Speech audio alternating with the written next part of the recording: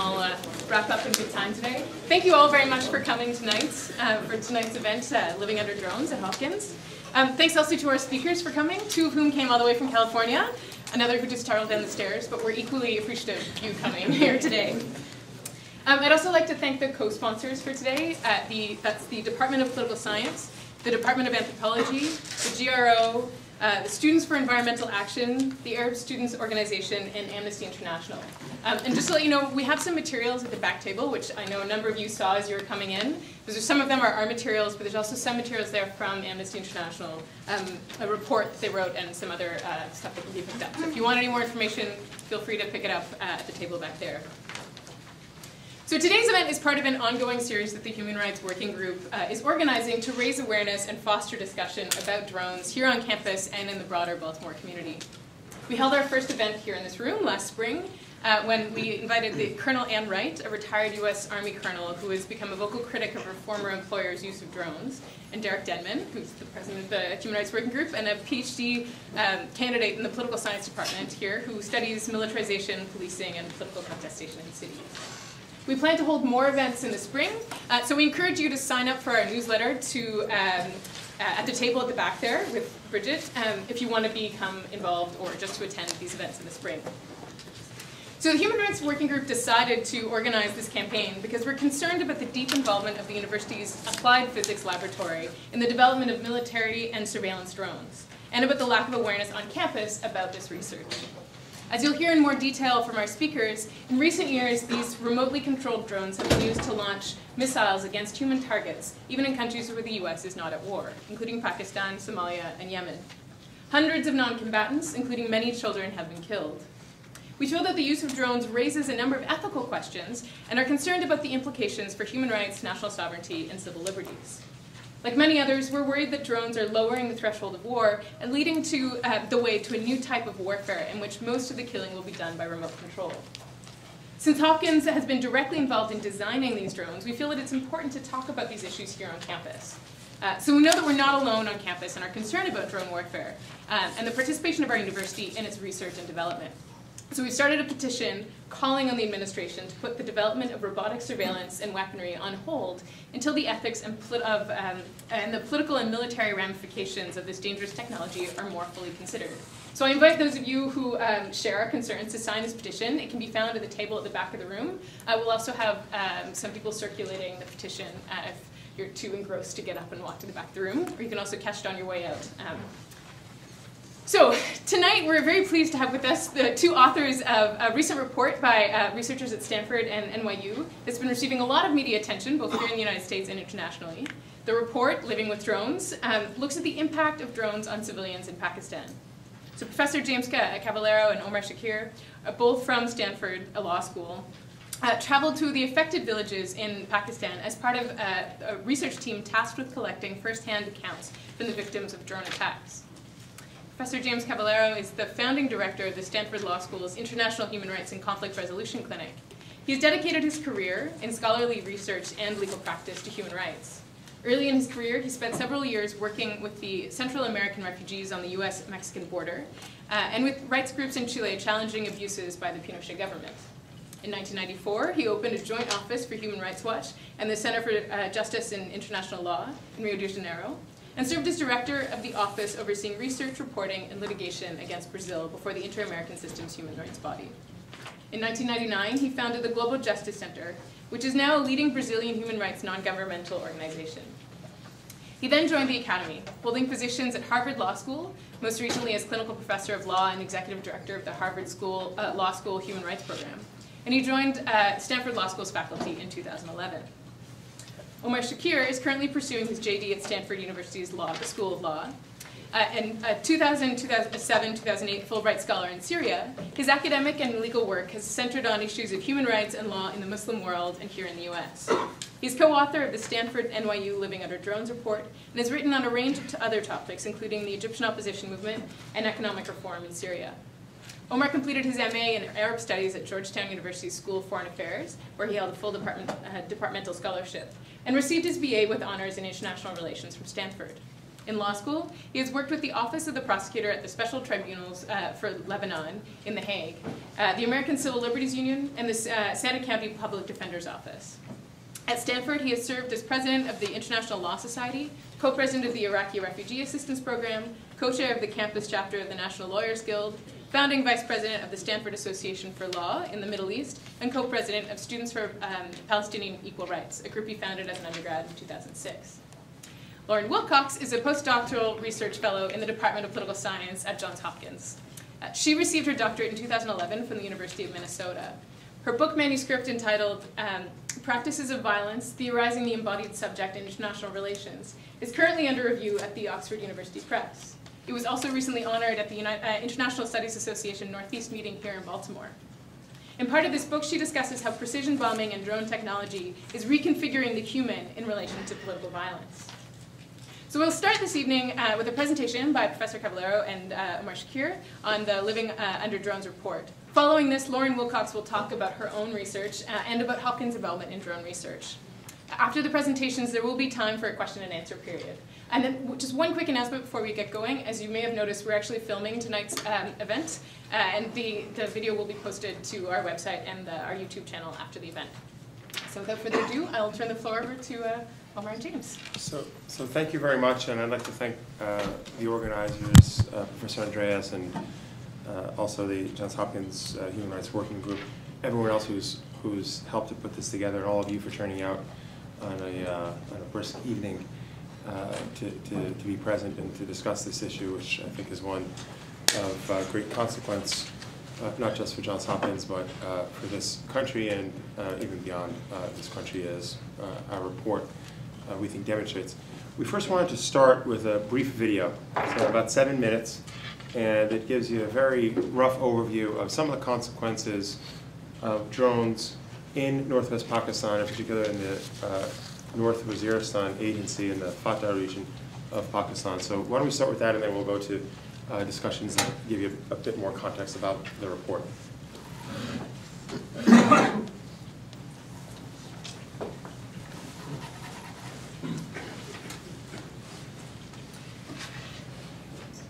Oh, sorry.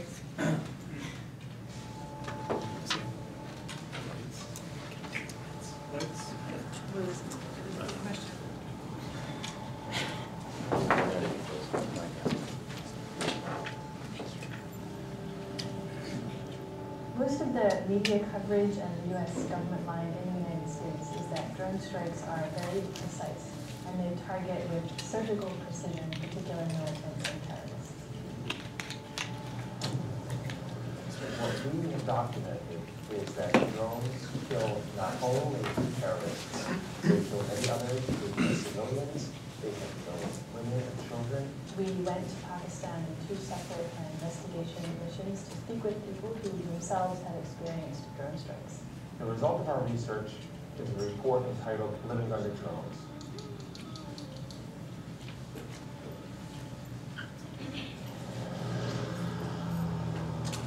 We were particularly concerned because our own government is involved in using drones, and we believe there has not been adequate oversight of the use of drones and the basis for deciding who gets killed, where, and when.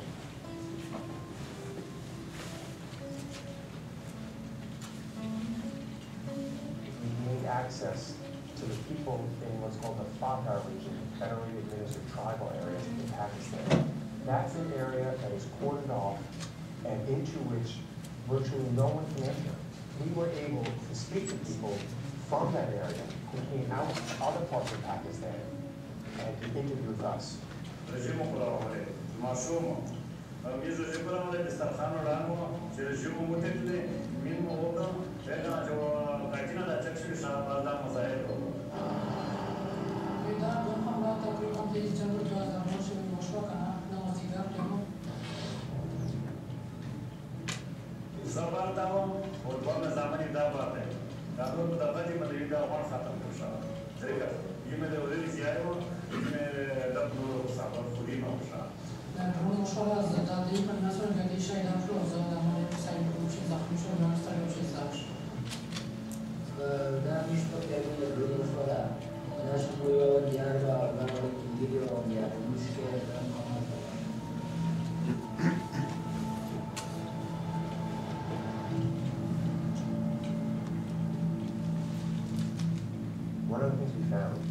is that there are entire communities who live in areas where drones are flying overhead 24 hours a day, 7 days a week at times. And these people don't know when those drones will strike. They don't know who they will strike.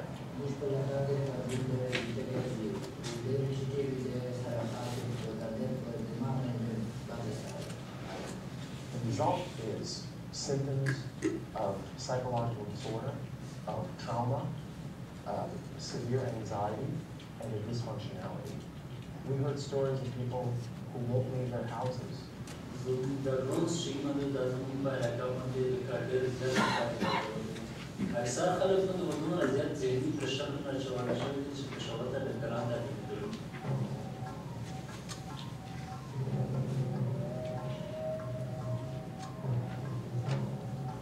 When we interview psychiatrists and psychologists who have treated people with these symptoms, they said that a number of people displaying very serious symptoms of post-traumatic stress disorder or PTSD.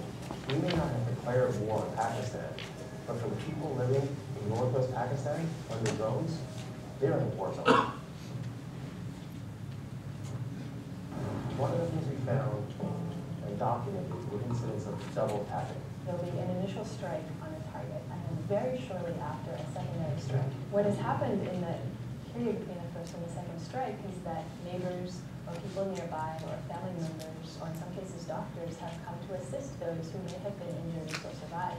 And when they're doing that, a second drone has hit. The people with whom we spoke in the communities affected, almost without exception, told us, when there's a drone strike, we won't go near afterwards. And we even heard this from some medical professionals.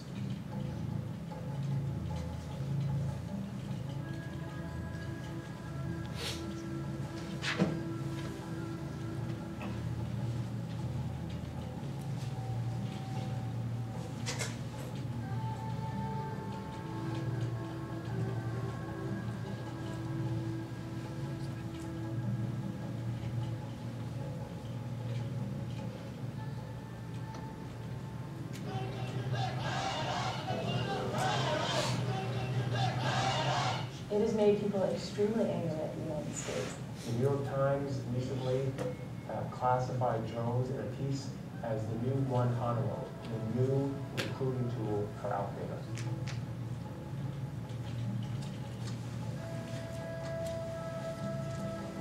One of the things we heard from several people is that they didn't know what America was before drones.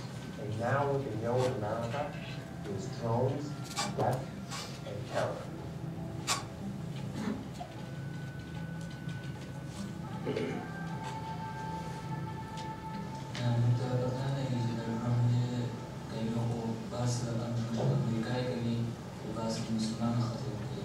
One person we interviewed asked me, do American people know what these drone strikes are doing? Do American people know the strikes are killing civilians here? And people said to us, we want you to go back, now that you've spoken to us, and tell the American public the impact that drone policies are having.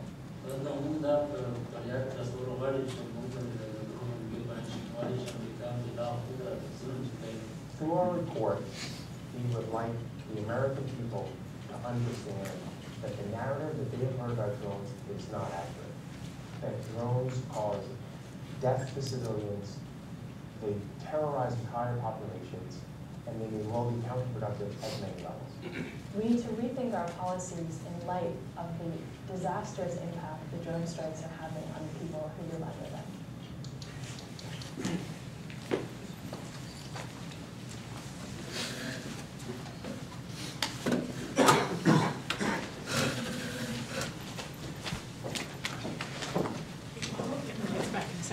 Okay. Should I speak in the dark? Might make it sound more important. So that's a short video done by a group called the Brave New Foundation based in Los Angeles that does video work on issues of social justice, and they're working on a broader project involving U.S. foreign policy and warfare. And it's on the website livingunderdrones.org, where the report is, and also some media sources and some other information about the issue that's not in the report. what we thought we'd do, and I'll try and do this in the first part, about the next 10 minutes, is give you a bit more context about the report, how we went about it, some of the methodological challenges we faced, some of the issues in the public debate about drones that we think should be challenged, and then some of our principal findings. We'll divide that. Omar will handle more of the latter part with our findings, particularly our findings as they relate to some of the legal and strategic issues. But I want to start with how we began this project.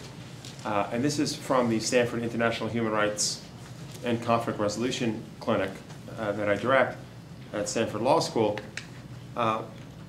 We were asked if we would consider evaluating and assessing in an independent study the consequences of drones and drone strikes to civilians and in general to communities in northwest Pakistan. And this was in late 2011.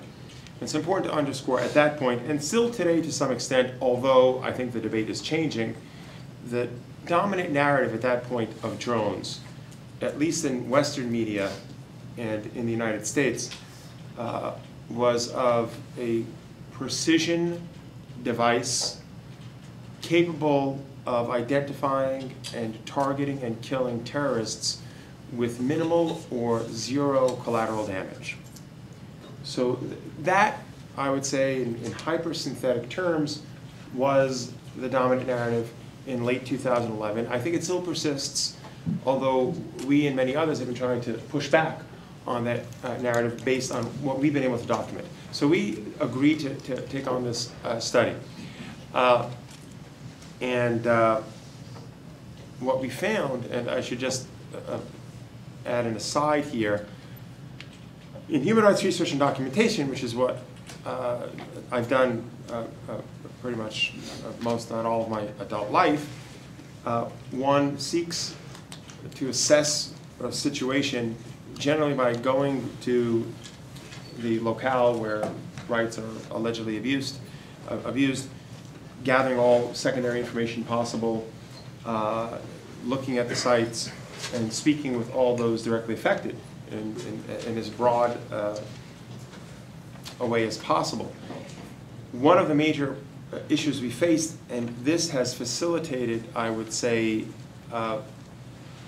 a lack of information and misinformation as well about what's happening in northwest Pakistan, is that the Fatah region, the federally administered tribal areas, and in particular North Waziristan, but the entire Fatah region, is cordoned off by the Pakistani military. So you cannot enter Fatah. Only residents of Fatah can enter and leave Fatah with great difficulty.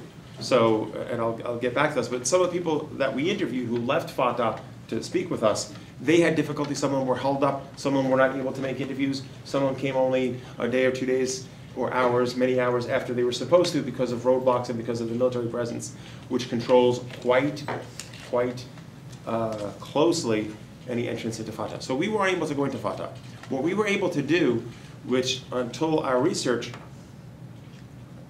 had not been done in a broad, systematic fashion, was to arrange to have people come from Fatah, out of Fatah, to other areas of Pakistan where we went, which are also difficult to access, but we were able to go to Peshawar, to Rawalpindi, to Lahore, to Islamabad. We arranged for people, and in particular we arranged for people who had survived drone strikes but had been maimed or injured, people who had close relatives who had been killed or severely injured in drone strikes, people who had seen drone strikes and had seen the immediate consequences of drone strikes. So we wanted to speak to people who could provide the first-hand testimony and information that had largely been absent from the debate, particularly in the United States, about drones and drone strikes. So we set out to do that, and we were able to do that. We spoke with 69 people in those conditions, victims, witnesses, direct presential experience with drones. And that is really what's new about the report. In addition, obviously, we spoke with authorities, we spoke with analysts, we spoke with medical professionals, we spoke with many, many others who could corroborate or critique or help us to analyze the information that we received. We reviewed thousands of pages of documents, of media reports, court documents, legal documents, shrapnel from drone strikes, photographs. So anything else that would be relevant to research and documentary endeavor, we engaged with and analyzed. But what was relatively novel about what we've done, is we spoke with people in the region who had not been really able to have their voices amplified in the way that they were through our research and documentation.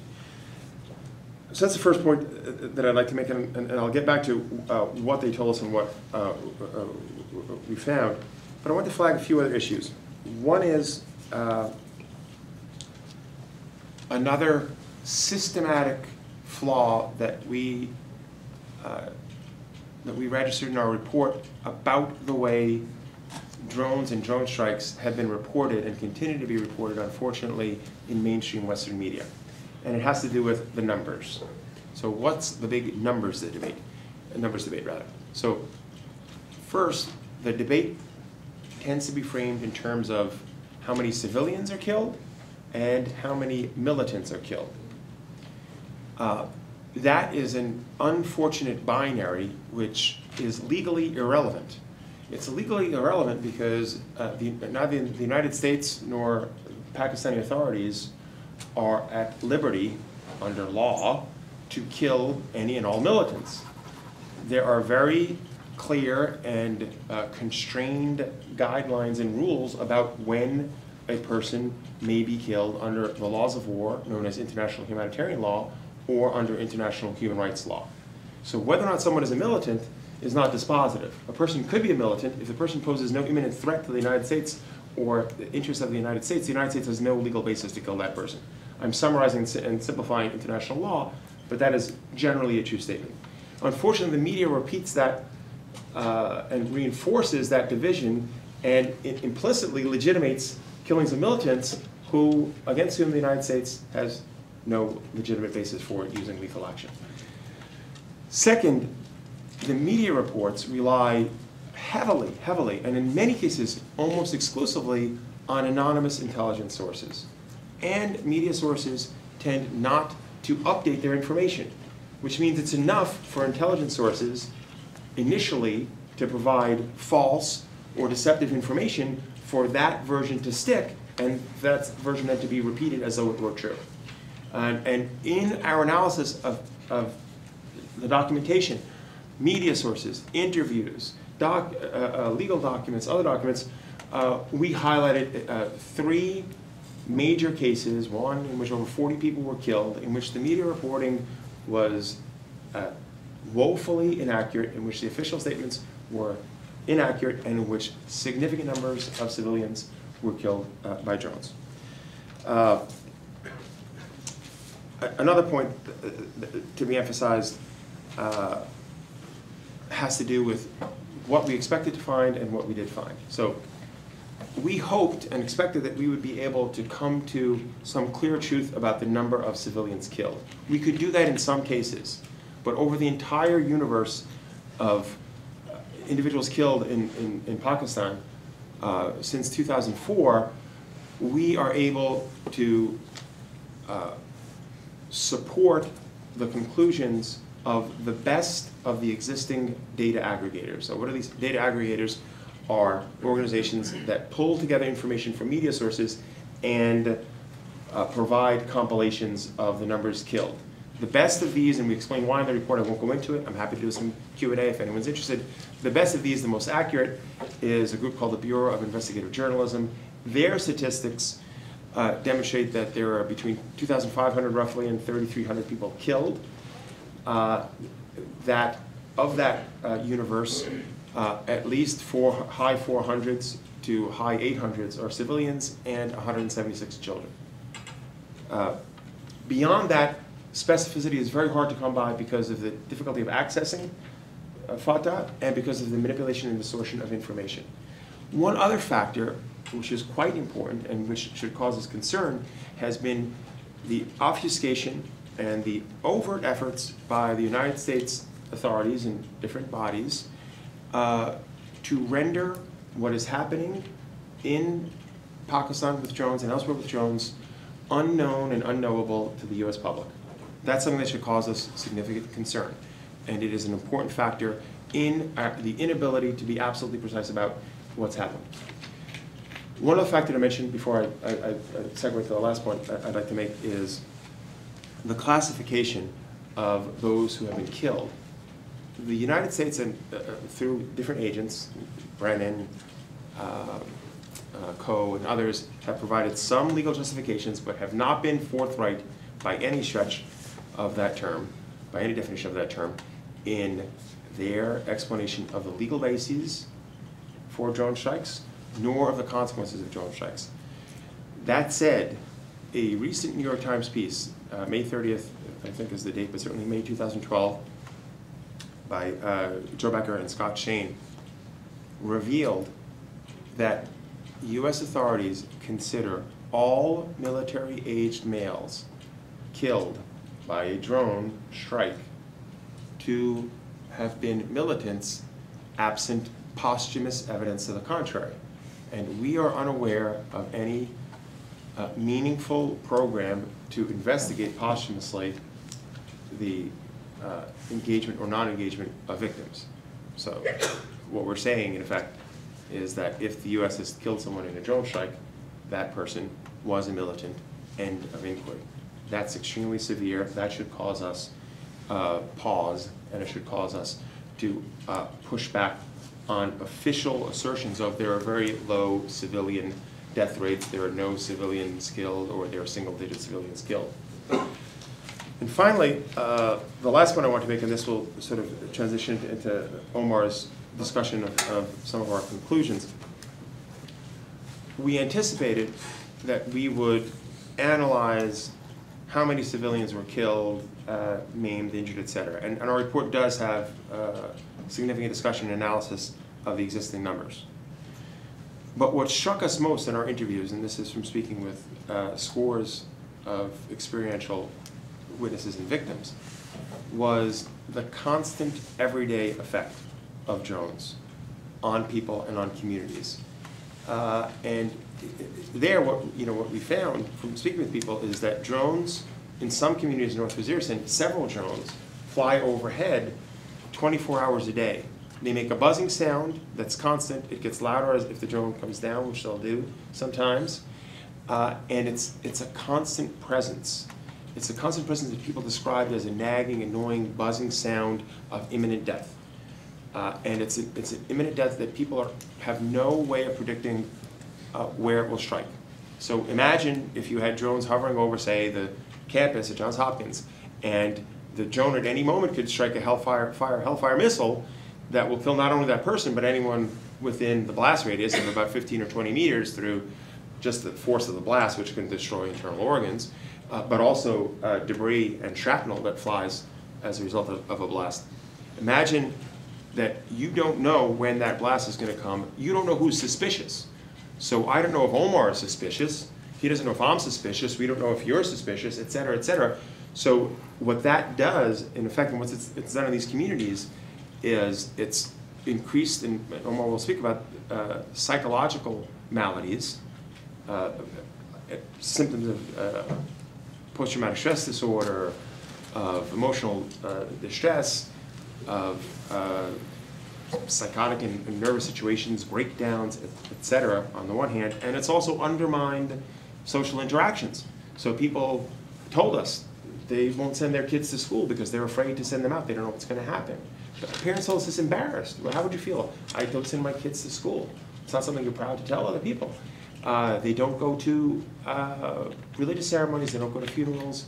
They don't congregate in groups.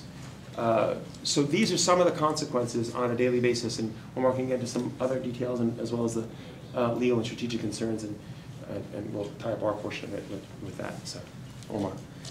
I think that's a great segue, and I think, as Jim mentioned, we really expected to come into this report and report something about the civilian casualties, tell some stories of the victims of drone strikes, but really what came across to us when we talked to the 69 direct people who directly experienced drones, was this constant everyday presence of drones. And that's what we kept hearing over and over in interviews. And that is to say, in some communities in the North Waziristan agency of the federally administered tribal areas, people told us that drones are overhead all the time, sometimes in packs of 4 or 5.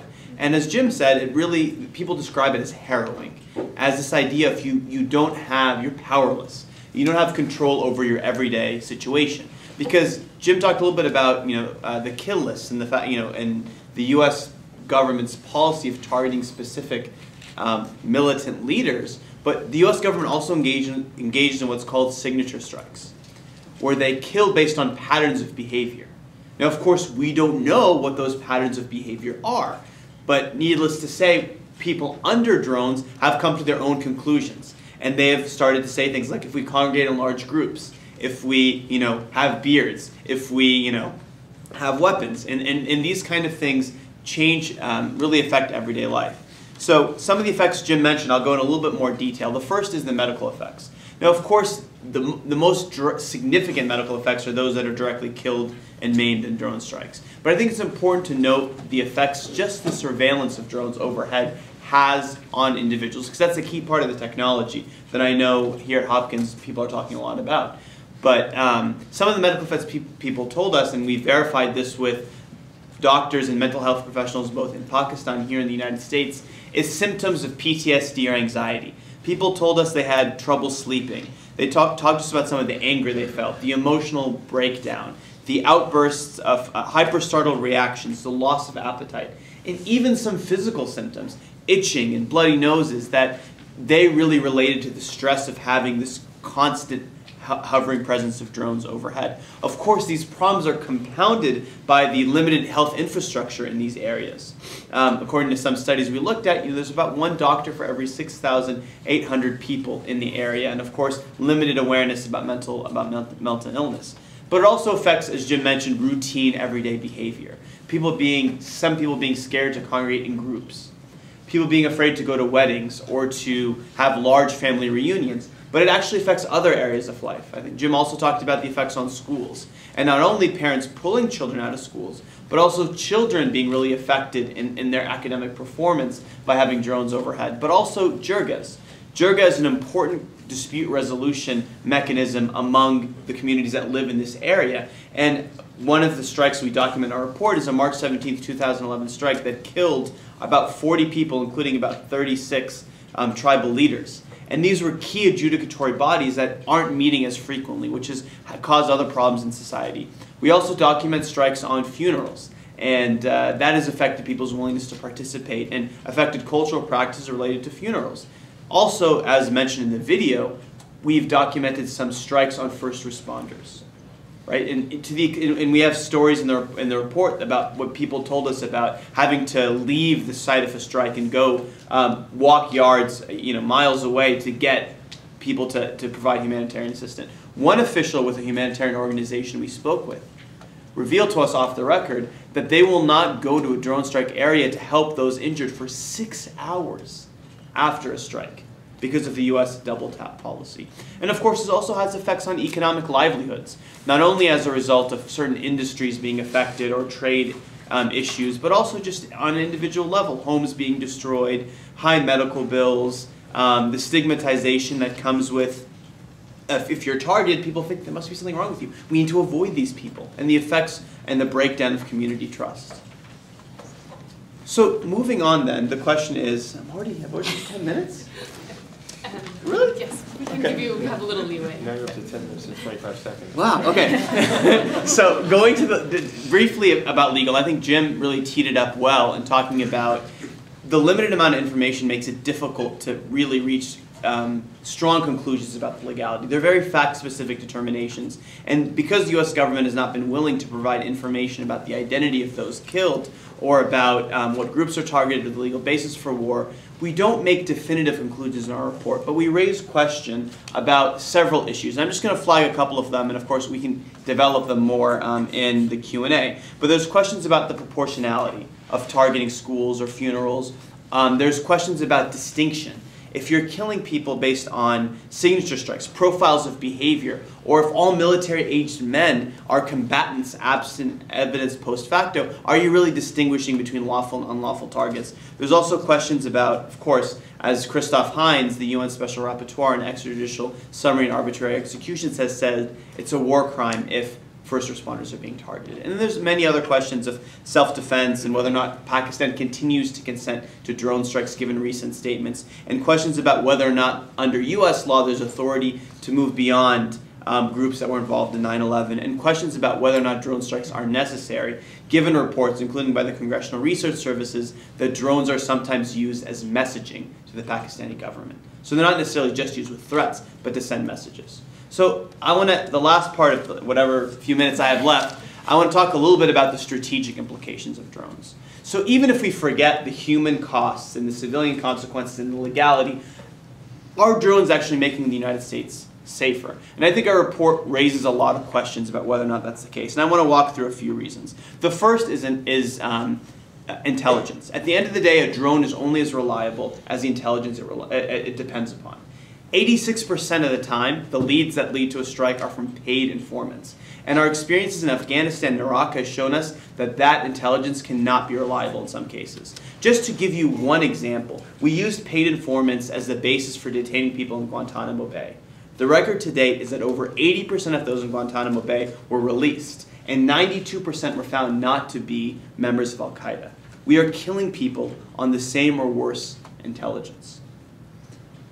Moreover, there's questions about who we're killing. A White House study, also reported by CNN, found that only 2% of those killed are actually high-level leaders of armed non-state groups. The report also said the majority of those were low-level insurgents. But given the fact that all military-aged men are being counted absent evidence post facto and investigations aren't happening, are being considered low-level combatants, is this really masking a large number of civilian deaths? There's also bigger questions about whether a decapacitation strategy works with groups as horizontal or as ideological as the groups that are being targeted in Pakistan. There are other points about the leaders of many of these groups are no longer in the tribal areas. Bin Laden was found in Abbottabad. Khalid Sheikh Mohammed was found in Rawalpindi. Mullah Omar is believed to be in Karachi, but the drones are not targeting those areas. The next area we raise in the report is about whether, and this is I think documented well in the video, whether or not drones are facilitating recruitment to armed non-state groups. And I think the Pew study mentioned in the video of 74% of Pakistanis now considering the U.S. to be an enemy, in spite of the fact that the United States provides nearly $1 billion of foreign aid to Pakistan, should raise significant questions. And anecdotally, we heard a lot from the people we spoke with about how now their image, as one letter penned by 26 congressmen put it, have become faceless ambassadors of death to the people who live underneath them. They associate the United States with death, destruction, maiming drones. And I'll wrap up with a couple of points. The first is drones have also hurt U.S. credibility in the world.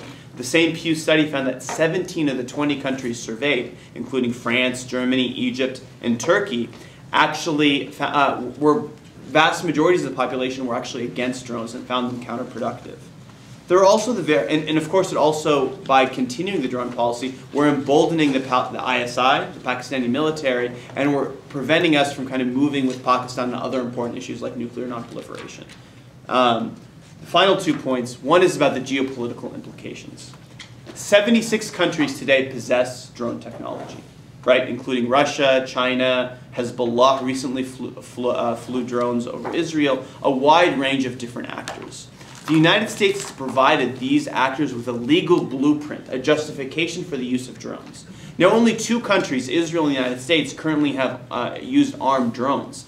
But P.W. Singer in Wired for War talks about how airplanes used to not have weapons. And that transition didn't take a long time. It's not difficult to imagine a world where, even more than nuclear weapons, drones become the new norm, and what are the implications? And my final point, which I think will segue well into the next presentation, is about what does it mean about the resort to war? On 2 levels. The first is the rule of law implications. When John Brennan got up and said that there's been no known cases of civilian casualties, people believed that because we didn't have alternative information. But Bob Woodward's recent book, Dino Kleidman's recent book, has revealed that 3 days after President Obama took office, a drone strike took place, which actually injured Fahim Qureshi, who was one of the people interviewed in the video we showed. And civilians were killed. And Obama knew 3 days into office that civilians had been killed in a drone strike. But yet, countless administration officials over the next 2 to 3 years went on the airways saying there are no civilian casualties in their precise weapons. What does it mean when there are no external checks on the decisions to go to war?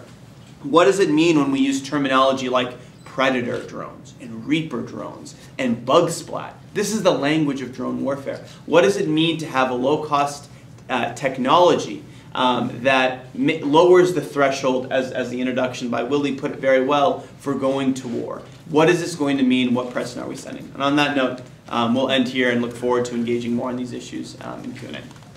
Thank you. Thanks, and thank you, Willie, and to Joel and to the organizers for asking me to talk. It's an honor to be talking here with James and Omar, who've done such really important work about drones. And so in my time today, I'd like to talk about how drones work and how they're conceptualized, which I think sets the stage for the kinds of political sort of politics that are possible around drones. And then I want to talk about specifically how drones are used to target and kill. And I'm going to try to modify my talk a little bit here to not reproduce some of what's already been said. But I want to talk about sort of the penetration of drones, that drones aren't just something that are relevant, not just going on in Pakistan or in Afghanistan or Somalia or Yemen or something like that, but within sort of domestic society as well, and which is going to segue into a conversation about Johns Hopkins' involvement in drone research. So I think the first point I want to make is that we're not talking about autonomous robots here. So this is often how it is produced, sort of this idea that these are autonomous robots that are going around, that are making decisions. And I think that is a problematic way of thinking about it, because I want to emphasize that this is these drones are actually a very human invention, and they're very human decisions that are being constantly made about how to use violence in this that are not being displaced on the drones. So. And so to understand this requires sort of a little bit about the history of artificial intelligence, which I'm not going to bore everybody about too much. But the idea of artificial intelligence, which forms the basis for modern information and computing technologies, basically exists to enable militaries to fight wars more efficiently. So it has its development as part of an effort to develop machines capable of calculating the movements of aircraft in flight, as well as the complexities introduced by a human pilot. And so the development of artificial intelligence and computing more broadly is tied to post-war military industrial complex and meeting the needs of militaries of wealthy, technologically advanced societies. And so the US military is heavily influential in the development of the computing industry, providing funding and guidance in the research and development stages in the post-war period. So artificial intelligence in general has a very close relationship with the US military and has been developed in concert with the military's own needs to provide technological solutions to war-fighting dilemmas. So the drone operator, or kind of these attempts more broadly, I think seeing drones is part of a kind of precision warfare, which is the latest iteration. But the same idea that this is a really precise surgical strike, and therefore that warfare is more easy to accomplish. And the drones are sort of the latest iteration in the last 3 or 4 years of this. But this has been a trend in development for a long time.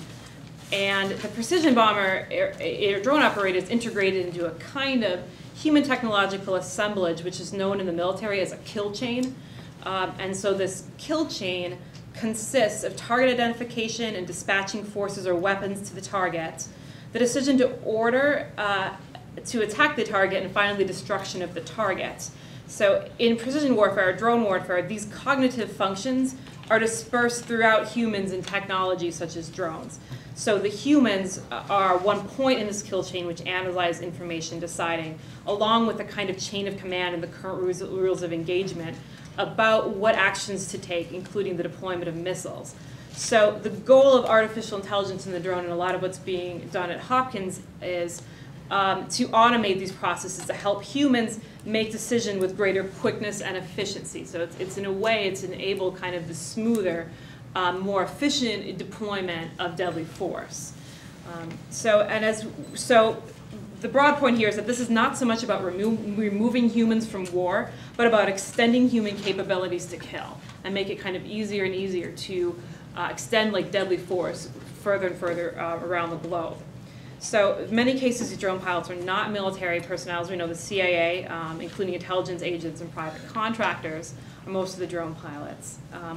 And so while people refer to these as drones or UAVs, as unmanned aerial vehicles, they're now referred to in the military as remotely piloted aircraft, which I think is a better way of understanding what's going on. That this is not so much about automating away warfare, but is about enabling a project of global domination and rule in which potentially no one is safe through the use of technology.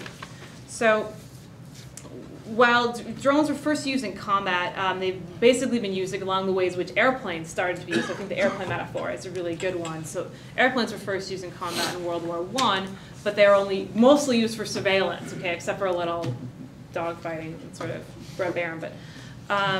But this is how drones were used, say, starting in NATO operations in Kosovo, and from a time when there was almost no drones in the U.S. air fleet, when in the 2003 invasion of Iraq, there's now almost 7,000 of them in the air in the last decade.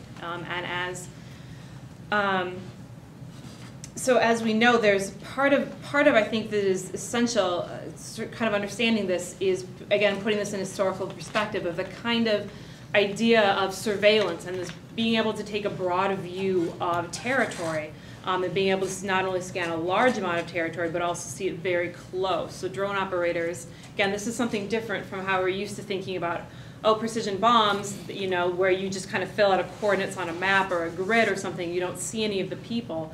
What drone operators see is actually follows the people quite closely, and you can see what's going on, and they're supposed to see and check back later to make sure you've actually killed who you've killed. So there's actually quite a large amount of information that is going on here. And there's also a sense in which the Department of Defense, after they kind of use this vast amounts of drone imagery they have, they also put videos of drone assassinations on YouTube. So this is not like leaked by WikiLeaks. There's something like that, there's plenty of that, but the Department of Defense itself puts them on there as a kind of propaganda effort to see, look how precise this is, and isn't it awesome that we get to take out these terrorists.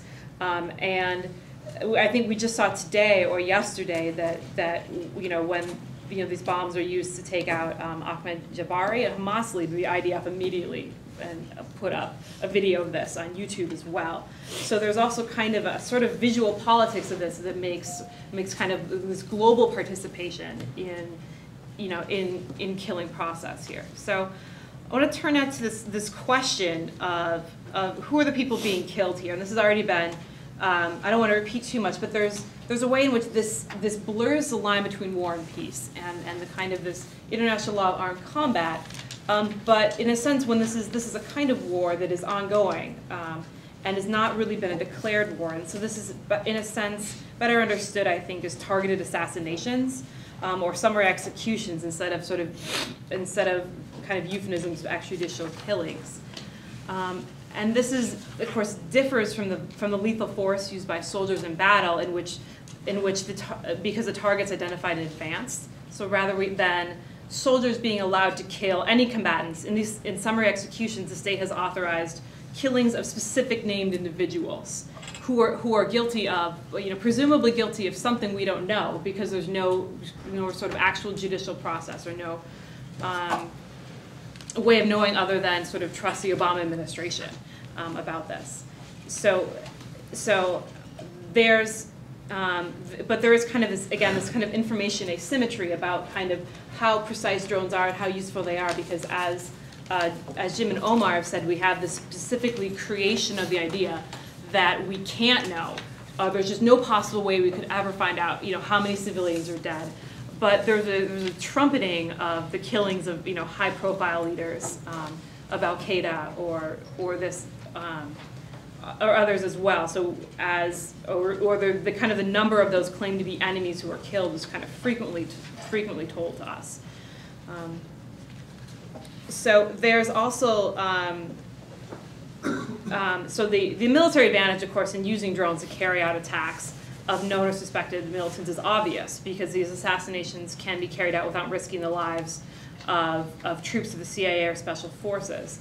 And it's also justified by references to terrorists hiding in remote places in the world that are inaccessible to U.S. troops, or to any sovereign government for that matter. So, and U.S. Attorney General Eric Holder has defended the use of drone attacks after the killing of Omar al-Awlaki in 2012, earlier this year, as a necessary measure in which, quote, due process takes into account the realities of combat. So, due process is something we think about as a kind of domestic legal situation, but combat is something in war, and we're dealing with sort of the blurring of two different bodies of law here that poses some ongoing challenges to how we understand the nature of what is going on. So furthermore, it's illegal for agents of the U.S. to carry out assassinations. So we just don't define this as assassination. We define this as kind of an extension of battlefield combat. So the U.S. Congress has endorsed Bush's post-9/11 policy, which authorizes the CIA to kill members and affiliates of al-Qaeda using the rationale of anticipatory self-defense, which they basically lifted from Israel's rationale for similar killings.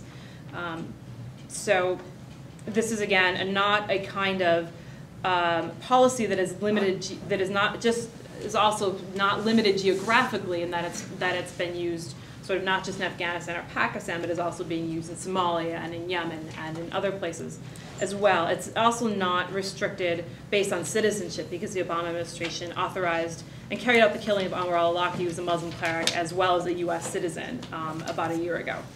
Okay.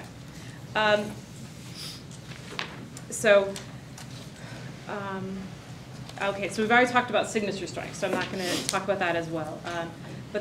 And as well as pattern of life analysis in here. So we're not just talking about terrorists who there's a large intelligence file on, but people who seem to be acting in a certain way are now kind of subject for to be taken, to be killed with the drone here.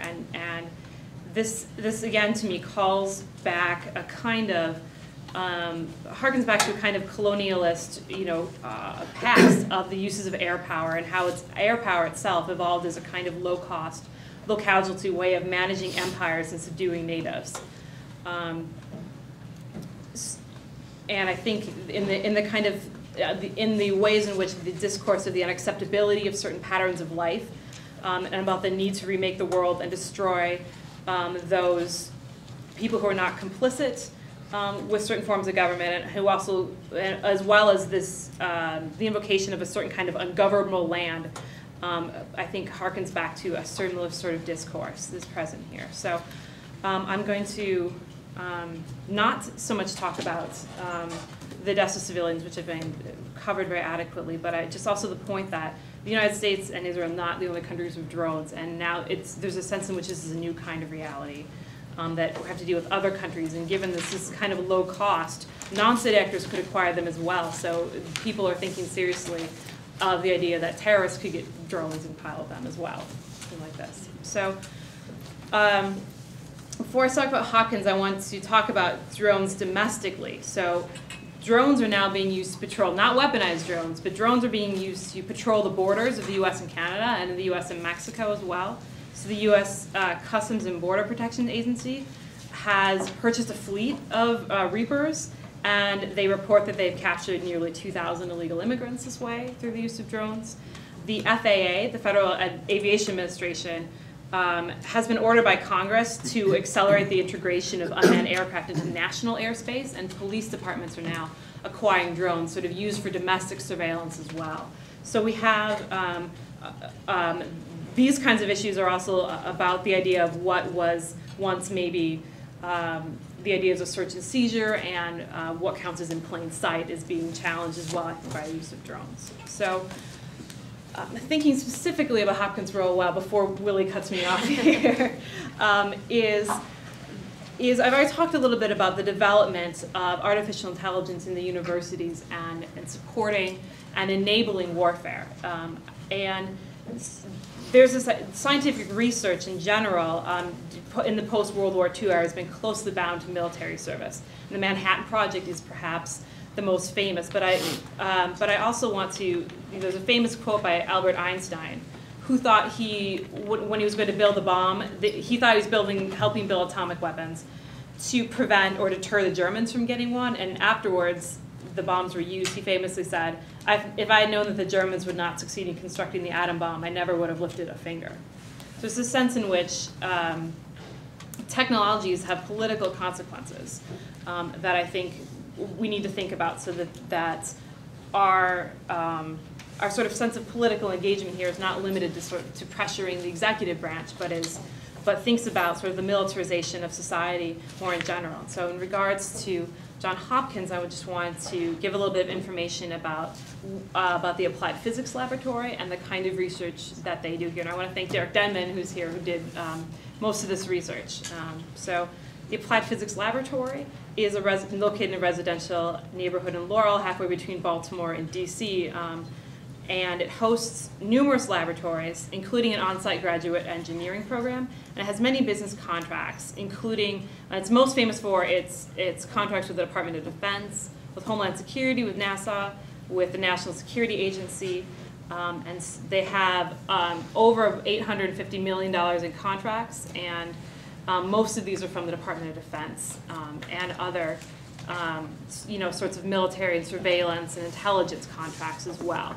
Such contracts are classified, so we don't really know exactly what they're doing there. And in fact, Hopkins' own president, President Daniels, can't view these as a Canadian, because he can't get a security clearance. So the classified information was sort of reorganized into a separate branch, and it's overseen by a member of the Hopkins Board of Trustees. So Hopkins Applied Physics Laboratory is most famous for its weapons research, including anti-aircraft ammunition, ballistic missile, missile defense, and they're also involved in a lot of the research on artificial intelligence and the kind of the precision targeting mechanisms as well that is used in weapons research. So the surveillance targeting weapons development are now in a single unified program in the Applied Physics Laboratory after the DoD's, taking note of the DoD's plan for development of the unmanned aerial vehicles. So some of what they're currently working on is work on networking drones together in swarm technologies, and what swarm technologies would allow is drones to talk to each other.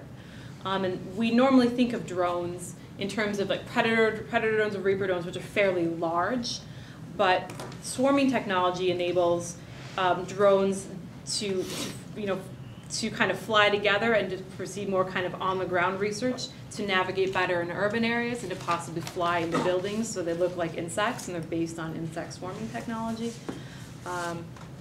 which is another way to kind of get information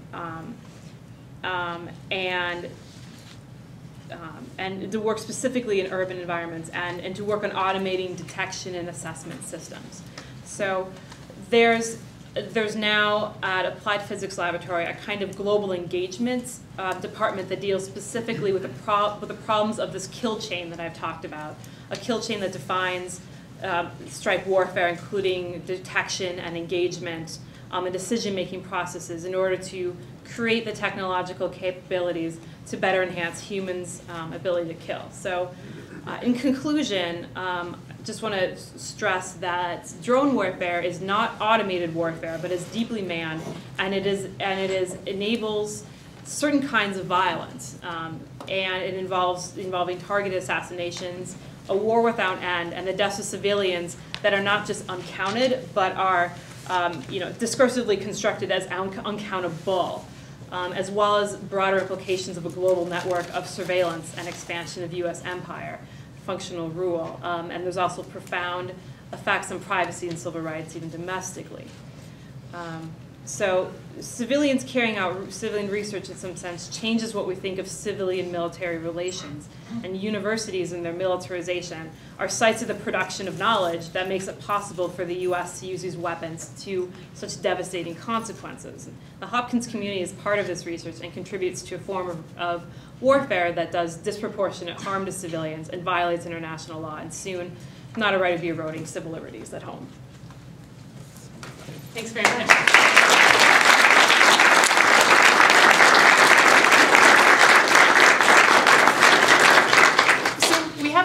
hour left for questions, so I will start taking questions. I would just like to, a couple words before I start taking questions. First of all, as I mentioned earlier, we are filming this, so if I could ask you to speak up so that we can hope to catch what you're saying on film and also hear it down here. And I'd also ask you to keep your comments brief so we can get as many questions in as possible. And there's the first hand that I've seen. So thanks very much. So I have a question about... Could I ask you to speak up just a little bit? Okay. You raised 4 concerns, which is civilian casualties and death and other sorts of impacts on civilian life, and then legal issues and strategic issues. So I'm totally on board with the third and the fourth one. We have to talk about whether it's legal or not, whether it's strategic and positive or negative.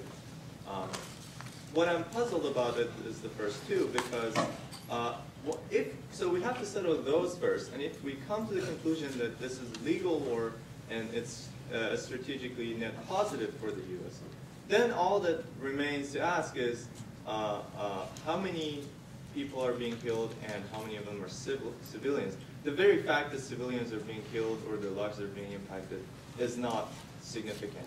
The question is, what percentage is that, or how significant that is? Because any war that I know of has had effects on civilian lives, and to the best of my knowledge, if we take the Bureau of Investigative Journalism data, and I'm also sensitive to the question of how we actually classify these people as militants and civilian. But putting that aside, if we take those numbers, this is actually far lower than any war in modern history in terms of civilian to militant casualty ratio. It's about 1 to 5. 20% of the deaths have been civilians. That's far lower than any war I know of in modern history. So it is actually pretty precise in those terms. And in terms of effects on civilian lives, I mean, do you know any war that doesn't have effects? I mean, right now in southern Israel and in Gaza, millions of people are being displaced. People can't go to school, and drones aren't being used. It's traditional war, or in Iraq, or elsewhere. So that's always going to happen. And I also want to mention the fact that you don't mention the fact that it's not like these people were leading happy, peaceful lives before the U.S. started the drone war. The Taliban actually destroyed hundreds of schools in that area, the Pakistani Taliban, and they killed the tribal elders, and so these people weren't having like a very smooth life before this happened, which is not to justify what we're doing, but just to sort of bring that to perspective. Thank you. So there are a lot of comments there. Let me start by challenging the implicit assumption in your question, and that is North Waziristan is in a state of war. The United States has not declared war on Pakistan. Pakistan is a trusted, important strategic ally. Notwithstanding the fact that 74% of Pakistan is considered the United States an enemy, they are our ally. So we are not at war with Pakistan. First point. Second point, implicit in your question, is that we should compare drones to a state of war. Okay? Let me give you a loaded analogy. It would be something akin to, I think, your question is akin to my saying, Jim, if you're opposed to corporal punishment when some of the people in the classroom here are not listening, you should consider how does that compare with tasing them or shooting them. I would say ordinary corporal punishment, a crack on the knuckles with a ruler is much more civil. And if I'm forced into answering your question as to whether it is better to engage in corporal punishment or tase or kill, I'll have to come down on the minimal corporal punishment with the ruler on the hand. So I reject the implicit or explicit box into which you seek to place us, which is you must either use drones in North Waziristan or you must engage in full-scale invasion and warfare. Those are not the only choices. And by the way, let me note that we are using drones in Somalia, in Yemen, and in other parts of the world as well, and some parts of the world that we may not know about. The United States does not have the capacity, the wherewithal, nor does it have the congressional authorization to engage in warfare in all those places. That's So the legal choice question. is not. That's the legal question, right? That's But not hold on a second, I'm answering your question. The choice is not drones or full-scale war. I reject that. There are many, many other options. Now, two, just on the numbers, if I were going to engage, the figures, when you say 20%, I also don't accept that. The minimum number of casualties that we know about and that we can assert is between the high 400s and the high 800s. We have reason to suspect other deaths, but we can't establish that definitively. And so to be conservative, not on a political spectrum, but in the manner of counting, we stick with the confirmed and known incidents of civilian deaths. They may be much higher, particularly when it has been revealed that the United States considers all military-aged males who have been killed in a drone strike to be civilians. So we have reason to suspect the 20%. But more importantly, I think collectively we need to push back on the it's either drones or warfare, which is better, not the question. Not the question we should be answering. And if I can just add to Jim's challenge, your point about the only thing that matters is a percentage, let me give you an analogy. If I were to tell you only 30% of people in US prisons have been tortured, right? Your answer wouldn't be, oh, it's only 30%, it's okay, right? No, there's torture happening in US, I mean, that should be, the question isn't always percentage.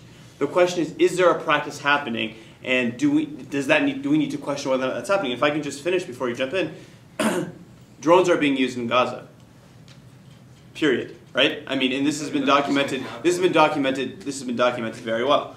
And I think the other point to make is, look, in Afghanistan and elsewhere. And elsewhere. The point of this report is not to say drones are the only problem.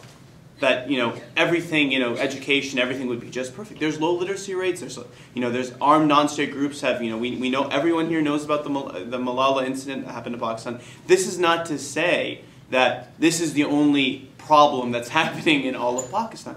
When we're operating, when we wrote this report, against a backdrop, right? The backdrop was this perception that drones are this panacea, that they're the solution to all of our problems. And if we wrote a report telling you how bad the Taliban was, I don't think it's going to add that much because that's been pretty well documented. But what we felt hadn't been captured in that mainstream narrative was some of the other effects of drones, and that's why we focus on it. And the last point I'll say is, and this is just really echoing what Jim just said, is by using your analysis, we're at war with Sudan, we're at war with Yemen, we're at war with the Philippines, we're at war with Somalia, go down the list. And it's, if we continue on this trajectory, and again, this is what Willie started this conversation with, lowering the threshold to war, we're suddenly going to be thinking of your analysis in dozens of other countries. Okay, sorry. I'm going to try to keep a list, but I don't know all your names, so I'll do my best. The first name I do know is Tim, and then I will try to get back to all of you. If you could just keep your hands up for a second, so I can try to get all your some identifying feature down, and I'll get to you. So Tim, go ahead. You might take all the questions first. Pick 2 or 3 questions. I think maybe since there's about 10 of you with questions, might be a bit much. Yeah, we'll forget about them, but 2 or 3 is manageable. Okay, so I'll go Tim and then Max, right? Yes. And the woman with the blue shirt back there. And then the rest of you, keep your hands up for a moment, and I'll let you know when you keep them. So Tim, go ahead. Yeah, I guess my question pertains to, so a lot of the discussion is circulating, especially given the context of Hopkins, around the implication or the implication of the Hopkins Engineering and Applied Physics Laboratory in sort of the production and sort of distribution and use of drones. But as we know, that is not the only site on a university that is sort of implicated in militarization of the third world under the United States watch primarily. Hopkins Political Science has an alumni, a posthumous alumni, who was involved in the military's human terrain system. It's unclear to what extent certain faculty across the United States, there's a growing kind of concern of kind of embedded CIA or FBI agents sort of recruiting individuals on university campuses for various kind of cultural taxonomizing purposes in the social sciences. So I was wondering, just on a basic finding, in terms of basic findings, is there any was there any evidence of kind of HTS or affiliated programs operating on the ground in Pakistan or elsewhere? Because yeah, it's just unclear to, I mean, a lot of the military literature says that a lot of the information upon which drones are being deployed is actually a direct result of data collected on the ground by various HTS agents. And then I want to sort of follow up with that. You kind of suggested implicitly in your in response earlier that there are many other options, and so I'm wondering if the implicit assumption is that some kind of intervention overseas on the United States and sort of Western countries' behalf will always be necessary and justified or called for. I'm sorry, the last bit again was just the last sentence? Just sort of, is intervention on the part of Western nations a necessary? Is it necessary? Necessary thing that we have to assume, whether it's militarized or not. Max, go ahead. I really appreciate this. I want to thank you very much. I want to thank the Hopkins community, the Human Rights Group for doing this. This is great. And I understand that you said there's even going to be more of these forums and there's a petition. Thank you very much. I never used the term Department of Defense.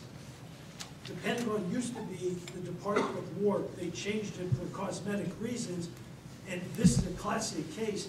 When you're using drones, you're making me and everybody in this room less safe. And, you know, your statistics showed us in the 7-minute video, 74% of the Pakistanis see us as the enemies. So I stay away from that. That 60 Minutes show when they went to Creech Air Force Base and they met this genial gentleman who was involved in killing, and then the 60 Minutes reporter goes from Creech Air Force Base to the house and has supper with the family. And it's right out of Auschwitz, it's right out of Dublin and all of that. You're doing great research on my side and with others.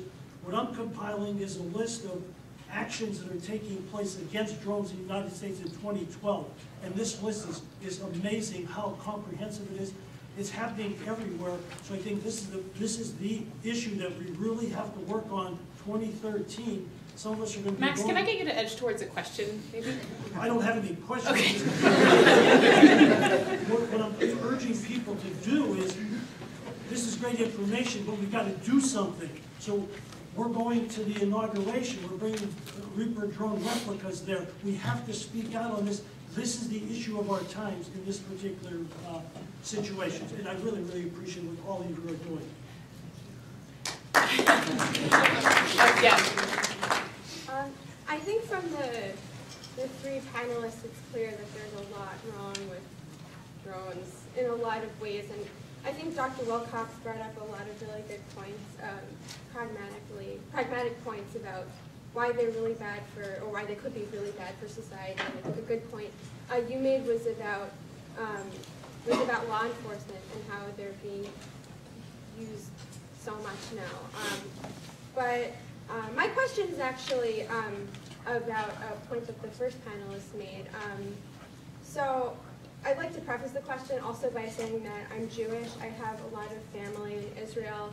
And right now, about 1 million Israelis face threat of being hit by a rocket. Some of my friends and family are in bomb shelters right now, and people in Israel face a pretty constant threat every day from terrorist groups and networks that border it. So I want to know, while my family is in a bomb shelter, I want to know why we should worry about annoying noises that other people might experience. I'd like someone to maybe offer some kind of alternative. Maybe they're hearing some annoying noises. I'd like. Can we just keep it to questions to the press? Maybe that same panelist can maybe offer an alternative to drones, but if that's all my country needs to survive, if that's all my country can do to survive, I don't think we should be worrying about annoying noises. I think that's a really irrelevant comment. Okay, so it's, and then I'll turn it over to the panelists to respond. Do you have a preferred order? No, here's what I would suggest. There are 3 questions. Some of them are multi-part questions.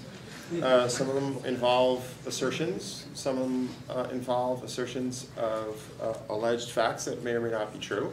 I would suggest that we respond in a smorgasbord fashion to some of the points raised. And we can just do that, 1, 2, 3, or 1, 2, 3.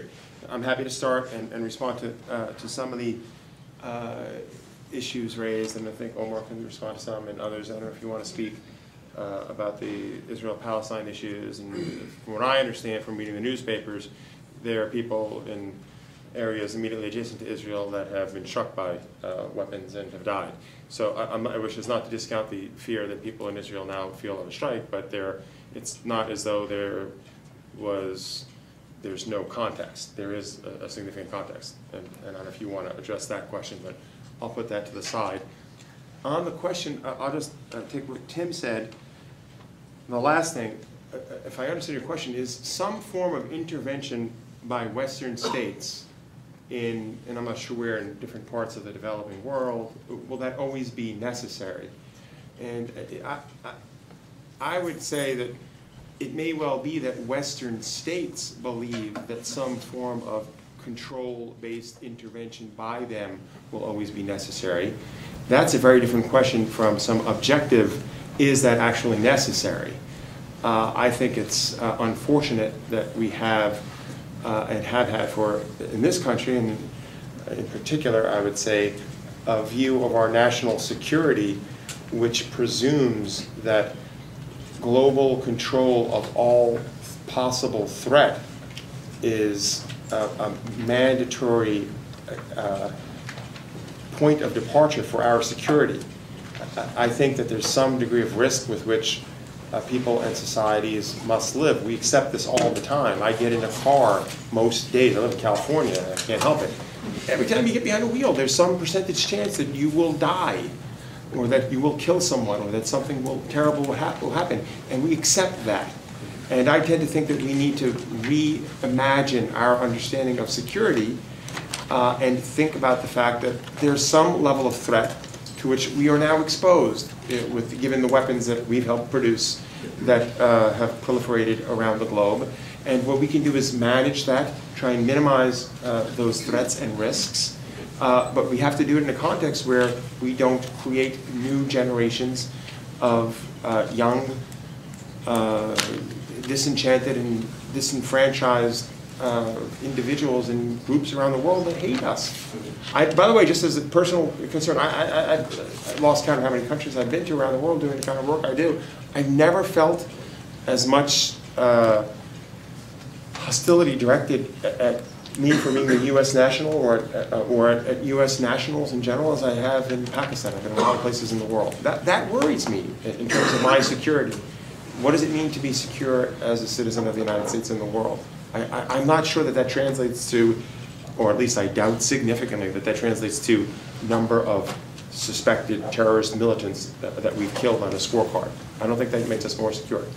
But again, that's my personal opinion, and I just set it out there in partial response to some of the issues raised. Yeah. Following on the smorgasbord approach, just a couple of quick thoughts on some of these. And again, a lot of these questions are great. They're not really the subject of this report, so we can offer some reflections, but this doesn't come necessarily with direct results of the research. But in terms of human terrain systems, undoubtedly there is some being used. We don't know the assets on the ground, but as I mentioned before, the way we're getting information about what's happening, and when you're relying on a video feed, and you're looking at signature practice, you have to be able to have some knowledge of what's going on, but there's been significant mistakes. So for example, in Afghanistan, there's a recently documented incident where US forces moved into a certain area, and a drone feed picked up 20 men at 5 a.m. waking up and gathering together.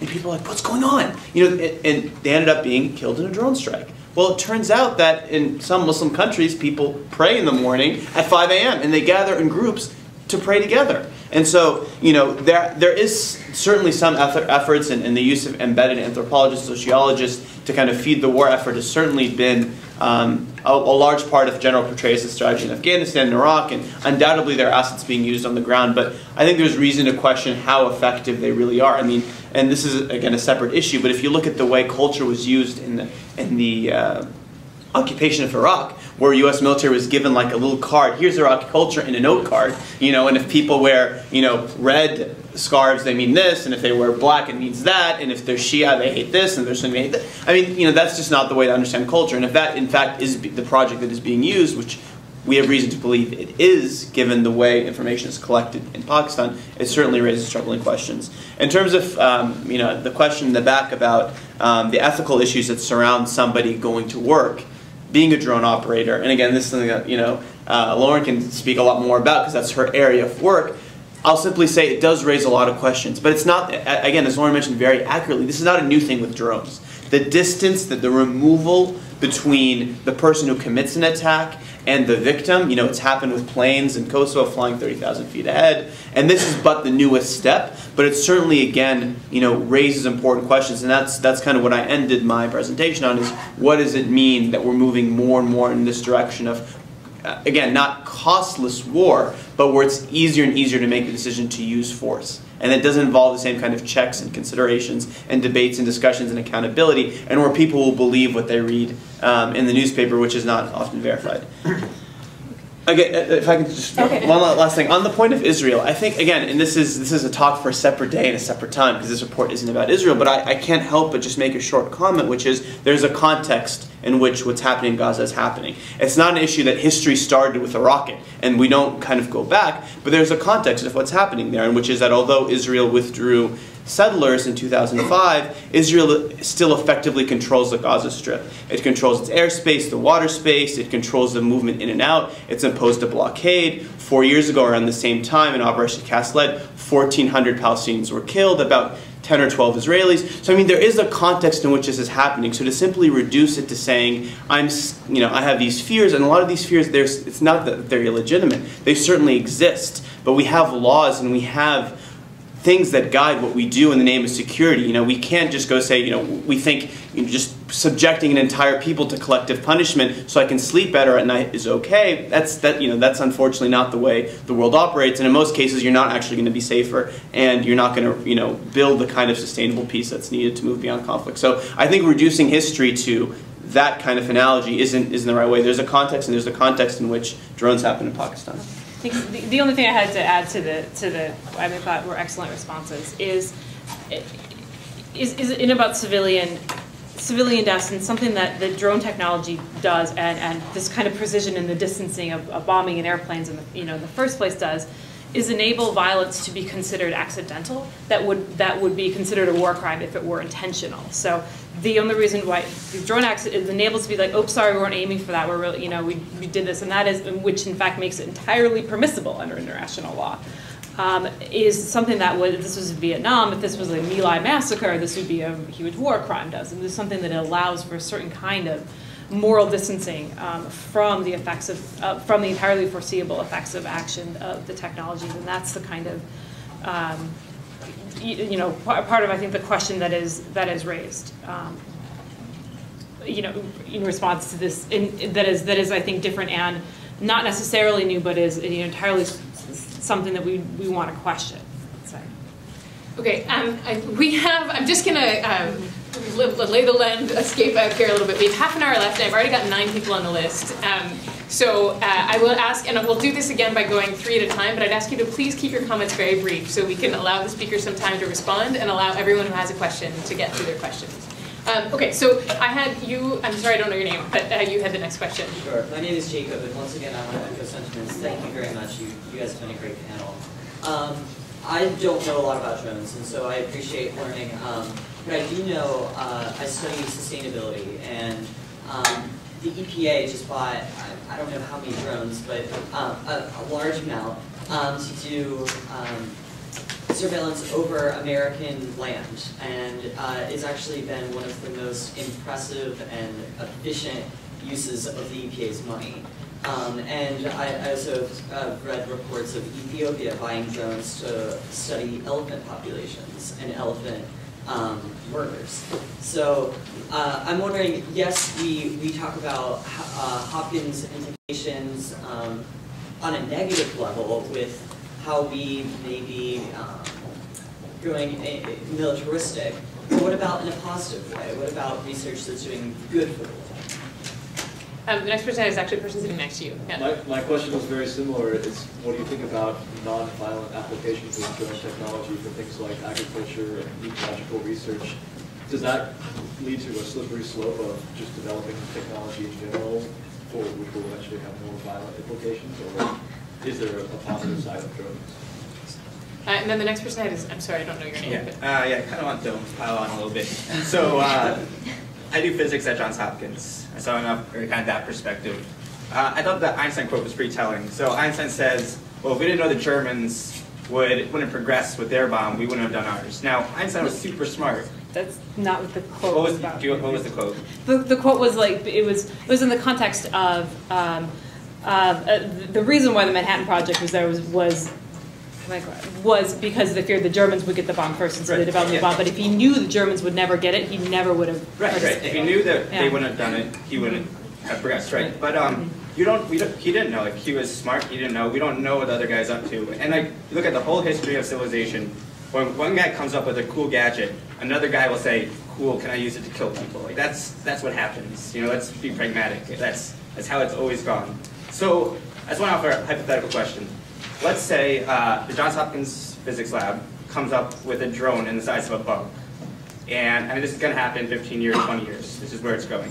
And that bug can go into the room of a supposed terrorist, take a picture to match the face of who the person who is trying to kill, and stick a little thing into the guy's neck and kill the person. Is that a step in the right direction, in the wrong direction? How do you guys feel about that?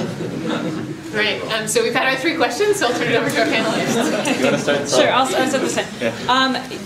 Yeah, and I've heard about the EPA and the use of drones, and so I mean can they be used for good? And I don't think there's necessarily a slippery slope, and this is where I want to really foreground politics.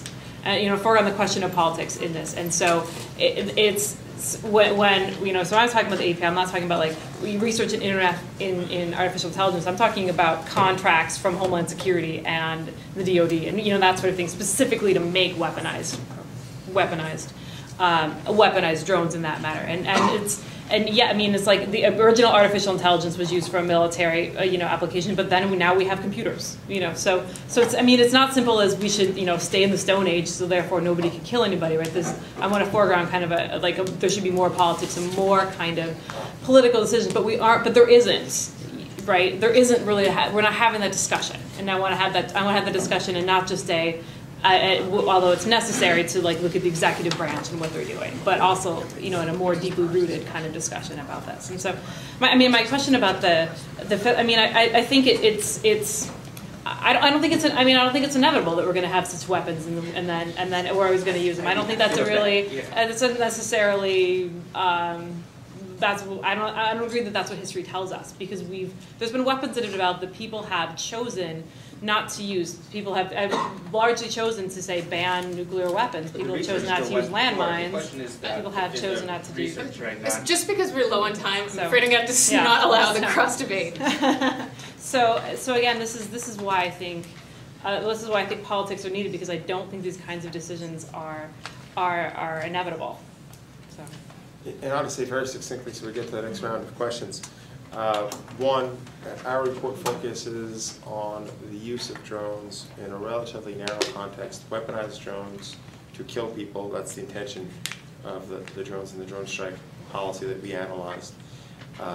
So our report and our research doesn't speak directly to the questions that you've raised, Jacob and the gentleman to your immediate left, about possible positive uses. It also doesn't speak to the hypothetical bug that might be developed at Johns Hopkins, a bug-sized drone that could identify a terrorist, a loaded term right there, and decide, or someone else is deciding that that person warrants death, and then execute that, who knows how, decided death warrant.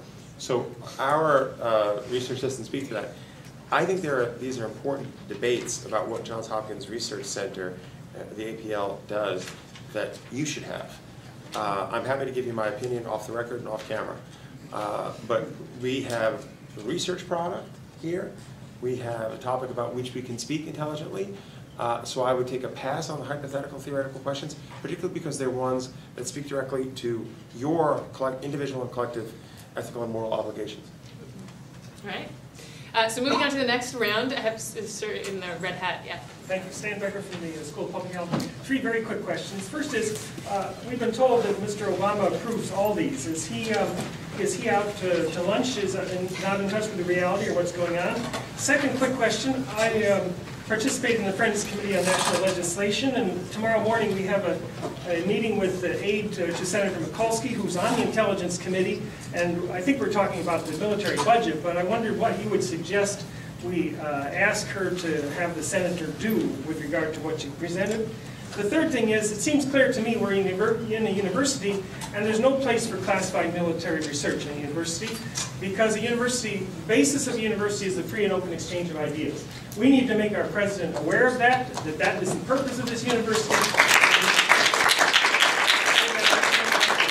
The last thing is, I've been told these drones are run by Mr. Obama and people in northwest Pakistan are terrorized. And under the rules of engagement of war, anyone who has been affected could, if they got their hands on it, launch a drone at the White House. And that's kind of an argument we need to make with our neighbors to make them aware that things do get out of hand at some point, and indeed, Mr. Obama is terrorizing these people, and under the rules of engagement, we can expect retaliation either against Americans in Pakistan or who knows where. So thank you very much. Thank you.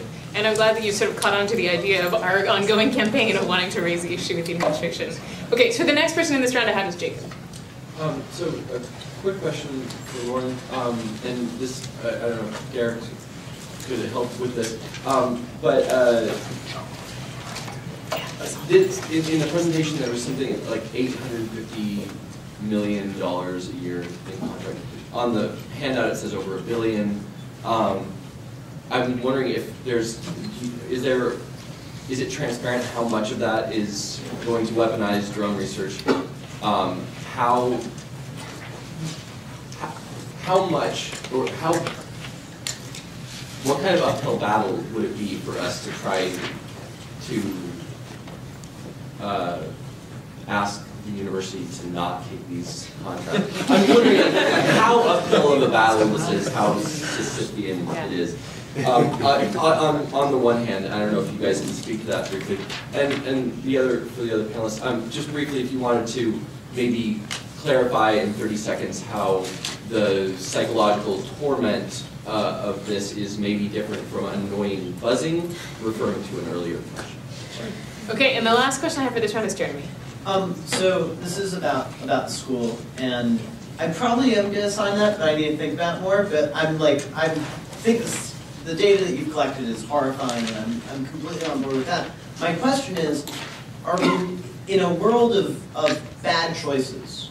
Are we not better off when research like this is controlled in an academic setting than in a purely, capitalist setting? When we can, if we keep this on campus, or if not on campus, within the context of an institution where there are students to debate it, isn't that better than having it somewhere that is only motivated by being able to get the contract and send, dividends stuff?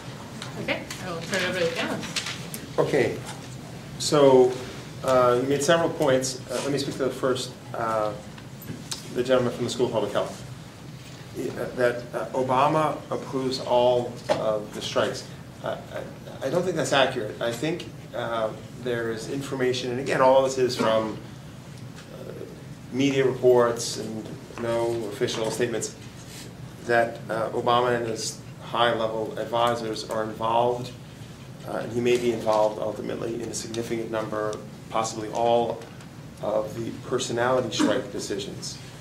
And those have to be contrasted with signature strikes. So again, just to be clear, a personality strike is this particular person who we know and has done these bad acts and is maybe plotting these other acts. This is the case against this person, and there's a decision, maybe a decision to target that person. That's one type of drone strike. The other type of drone strike, signature strikes, which we have reason to believe constitute the vast majority of drone strikes, are not ones that will be subject presidential approval, but instead approval at a lower operational level. What to tell your senator? Good question. I might just say in general, based on our findings, that there ought to be greater congressional oversight of drone policies. Congress has the wherewithal to demand information and to demand that particular policies conform to U.S. law. And it does not strike me that that has been happening in as a robust way as one might like. Then there are questions about Johns Hopkins, and I won't speak to those, but in terms of the psychological torment issue, the question is not how annoying the buzzing sound is. The question is how annoying the buzzing sound is when you know that that buzzing sound is a drone that can fire a Hellfire missile that might kill you and your family at any time, and from which you cannot take shelter. You cannot go into any area that will protect you from a Hellfire missile in North Waziristan, nor can your children, nor can any other family members, loved ones, friends, etc. So that it's what the buzz is associated with. When the buzz is associated with a mosquito, it's annoying. When the buzz is associated with imminent death at any moment for you, your family, and everyone else you know and care about, has a higher degree of psychological impact. Just 2 points on Jim's first 2 points, and I'll pass the Hopkins questions over to Lauren. But in terms of Obama approving it, I think it's important to clarify it's not a partisan issue. You can trace back, targeted killings to the Clinton administration. Certainly, the Bush administration conducted a drone strike. It hit a school in Bajor that killed 87, 69 children, 82 people. Yeah, a high number of children. Of course, the campaign has been amplified under the Obama administration. Romney, when asked about it in the foreign policy debate, said he would continue the same policy. But at the same time, it's not a matter of Obama being out to lunch. In many ways, he's making the lunch, right? I mean, it's very much, he campaigned on it too. In his defense, he said when in the elections in 2008 that this was an issue that he wanted to take the fight directly to Al Qaeda. So this hasn't been an issue for which he has not stuck to what he said he would do in his campaign. But it shouldn't be seen as a partisan issue. Increasingly, both mainstream parties have embraced this aspect of U.S. policy. In terms of what Senate would do, I would just add to what Jim said in saying there have been some hearings held by the Senate of late, but they've been behind closed doors. They have been, a small group of senators who are getting fed select information. But what's really important, and I think it has been documented that the internal checks on the CIA, on JSOC, on these different groups have not been vibrant or strong enough. There needs to be some level of external and public oversight, which is currently lacking. It's simply, we can't be operating in a vacuum where we don't know who's being killed, we don't know the legal basis for war, and we have no mechanism. I mean, we wrote this report to, prominent law schools have issued a report to which we've heard no official comment from the U.S. government. That shouldn't be the way in a democracy that decisions about war are made. I was just, I was going to basically pass off a lot of the questions about the Hopkins research to people in the room who know more about than I do, actually. But as for the question for the Senate, obviously more, not just kind of congressional oversight, which, it would be nice, but it was a small start, but definitely kind of public hearings about this sort of thing and the exact kind of criteria that is being used would be what I would want to press for in this question. So, as for the specific questions you ask, if people who are here in the audience want to more specifically answer them, I don't know, but I would just want to kind of start a conversation about the role of the military in the academy and the militarization of the academy. And human terrain is another good example about this we didn't really touch upon today, but in the ways in which the university as a place for public debate and the production of knowledge is being used on behalf of this kind of violence would be the kind of discussion I would want. Derek, I hate to put you on the spot, but did you want to take up maybe part of it? No. I'll talk to people later. Okay. And I'm sorry, I was concentrating too much on making sure I had everyone's names down to pay attention closely to the question, so I can't help out there.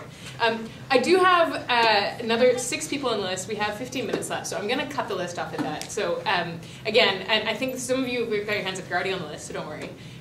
So we'll do another 2 rounds. Again, please keep your comments as brief as possible, and I think we can fit everything in. So first, the man in the gray shirt over here.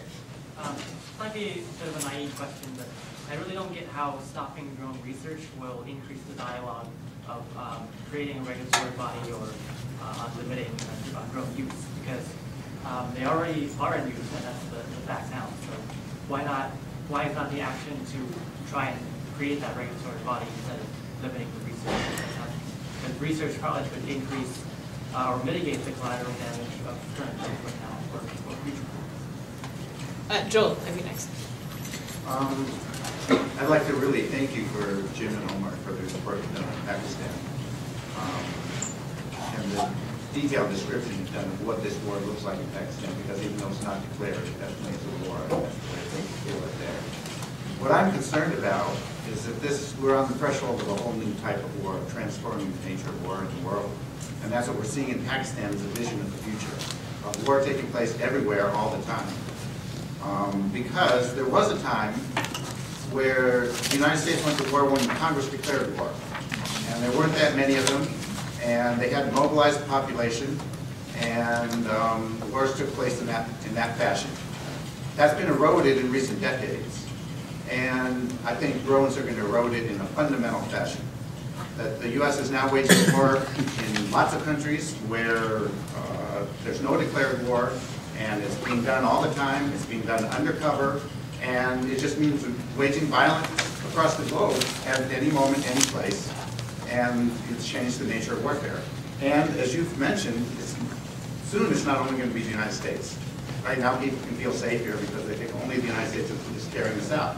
This is going to be the nature of war in the future if we don't put an end to it. And there's going to be bugs flying around, bug-sized drones flying around killing people, because that's the way war is carried out in the future. Any place, any time. It's going to lower the threshold of war fundamentally. And we're on the cusp of it now. So it's important we do something now about it. And of course, the critical thing to do is in terms of policies, in terms of national level, in terms of the global level, putting an end to it, like we tried to put an end to chemical warfare and biological warfare and other kinds of warfare that we just felt were out of bounds. This should be out of bounds. That needs to be done on a global level, it needs to be done on a national level, but we need to do something about it also in our own lives here at Hopkins. And what we can do, because we're at the center of this, the drones are being designed here, is we can make it an ethical issue here, and then raise the heat, raise the pressure on this issue across the globe.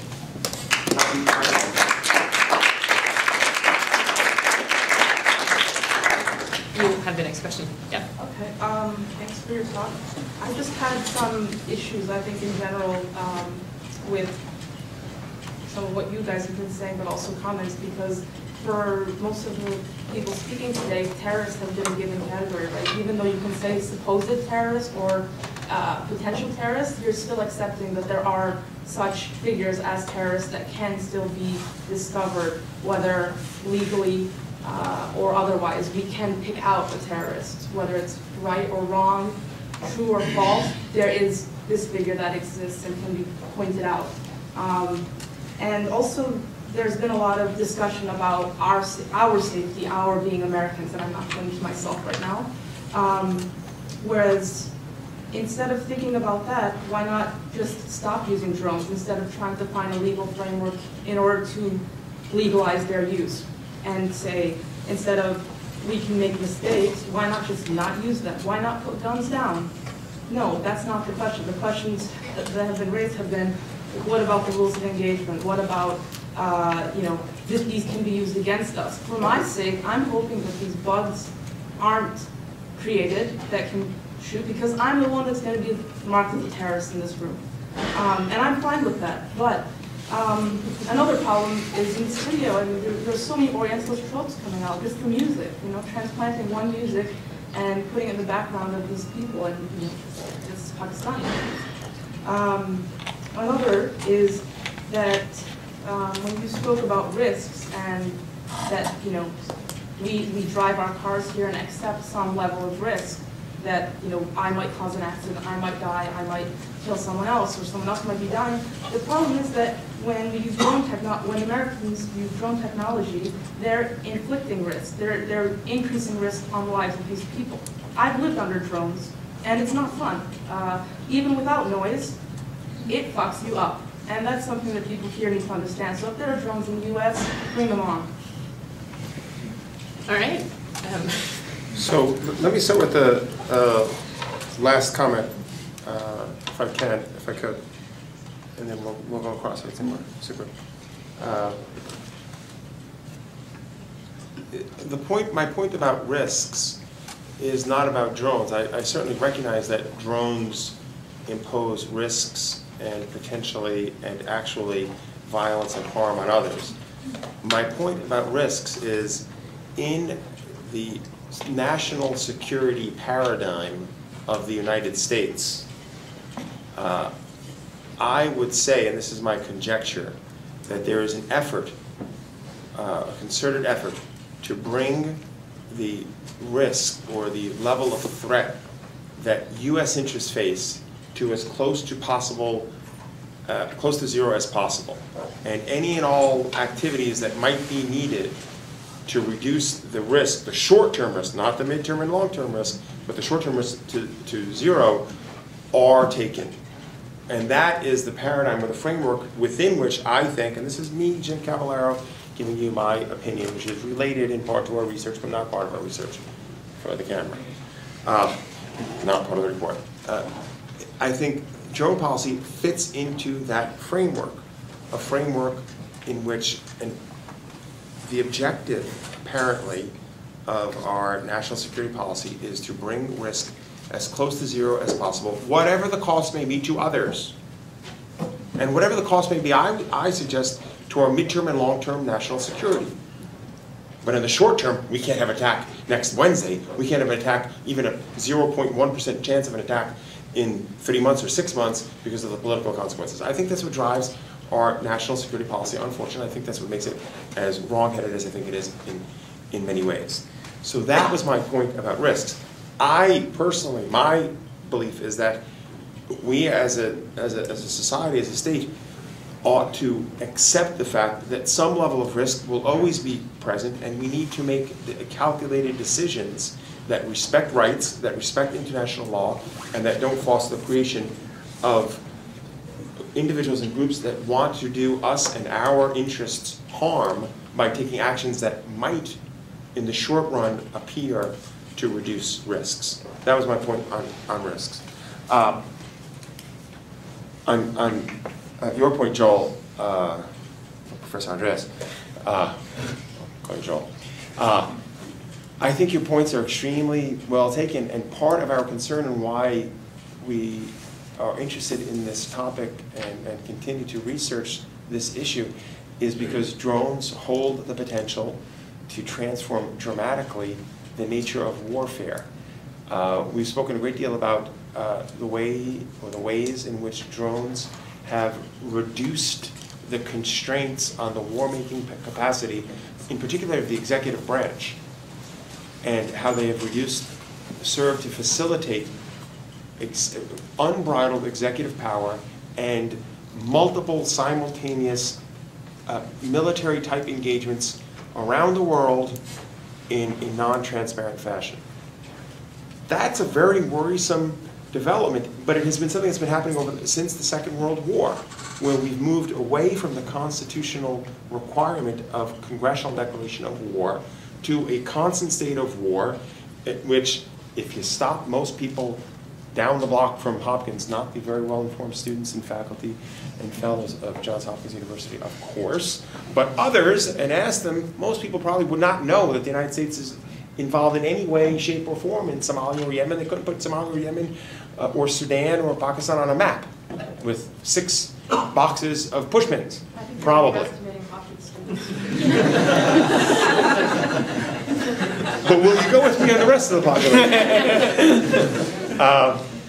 So I think this is a potential paradigm change, and drones represent the culmination of a dangerous trend, one, away from popular and congressional oversight towards executive control, and 2, away from the idea of war as an event of significant consequence, and towards what you're saying, towards a state of permanent war. So I share your concerns. I just want to make those points. There are some other issues, and on this, if you read, I would commend Andrew Masovich on this. One last point I want to make, the woman in the yellow whose name, I don't know if you identified yourself, but I missed it when you said it. I didn't say it. So you. Is one of the points you made was about the legal framework that's used, and that much of the debate has been in terms of, is this legal, is that legal, how do legal norms operate, et cetera.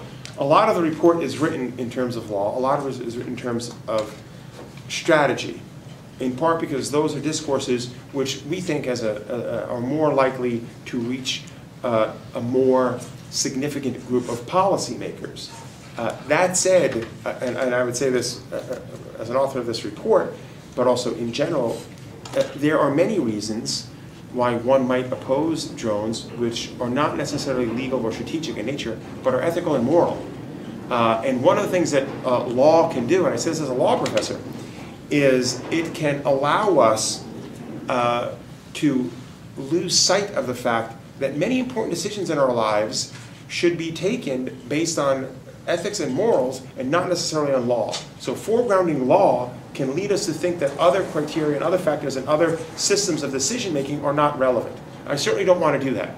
We set out the legal bases, they're there. We set out strategic bases, they're there. But there are ethical and moral reasons why we might decide that drones are dangerous and that drone strikes in other countries by the US government are not something that we want to have done in our name. So I certainly don't want to take those challenges off the table by any means. I would just agree with Jim on that. I mean, I may agree with a lot of what you say, and I think, you know, and part of our report, by the way, is we tried to challenge terminology. Like Jim started today by talking about militant and the term militant. You will not see the word militant used in our report without two quotes around it. You will not see the word terrorist or terrorism used because these are very loaded terms that we don't want to embrace. But at the same time, to have an impact, and we can share the desire, and I share very much with you, to change the way this is discussed, conceptualized, thought of, and I cringe a little bit when I hear certain pronouns used as well. But at the same time, when you want to speak to an audience that has different interests, and just listen to some of the questions we've had in this discussion here, you have to be able to speak to to many different audience, including the question from the gentleman behind you, which was, let's focus on the legal and strategic. And I mean, so that's the kind of discussion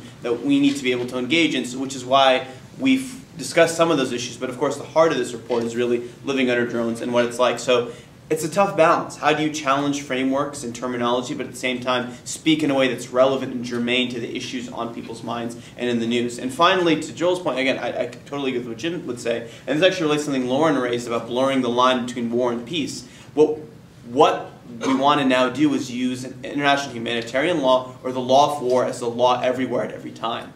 And that's very, very dangerous, because the international humanitarian law was created to really provide a framework to kill. Right? And it was meant to be, really, right? Like, it's some rules. You can kill, just make sure they're, you distinguish between the good guys and the bad guys, and make sure, there's not too many civilians around. I mean, I'm kind of, but really, right? So, I mean, it was meant to be for a specific area, for a set period of time, and to end. If automatically we're at war with Pakistan and Yemen and Somalia and Sudan and the Philippines and tomorrow, who knows what else, and that's the framework we're doing, we're fundamentally changing the way in which decisions about life and death and war are made. And that's something we should all think about.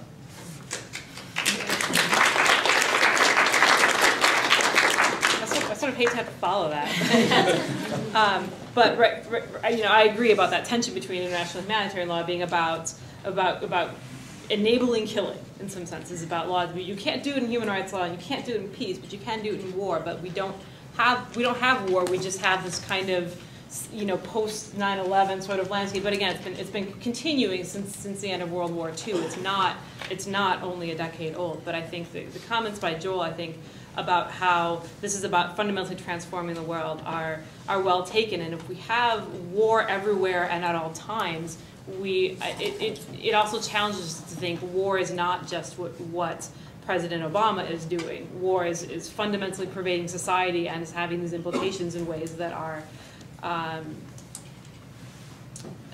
that are not necessarily predictable, and that sort of the same kinds of strategies might not be the ones that we will use to combat war at the same time. And so what I'm concerned about in terms of is primarily about unbridled executive privilege and And the drone question to me is only relevant insofar as drones and technologies have enabled this certain kinds of decision making and the blurring of the lines between war and peace, because you no longer have to invade countries, for example, for this. So as to the questions about the category of terrorists, my work is academic. I don't have to talk to policymakers of mine. So what I'm interested in my work is how technology is as Willie introduced, is reform the nature of what counts as human, is thinking about drone operators in terms of their bodies as information processors in a kill chain, but also about how drone warfare is expanding. I use the category of the killable. Okay, so something the signature strikes and the patterns of life we're doing. So I don't really talk about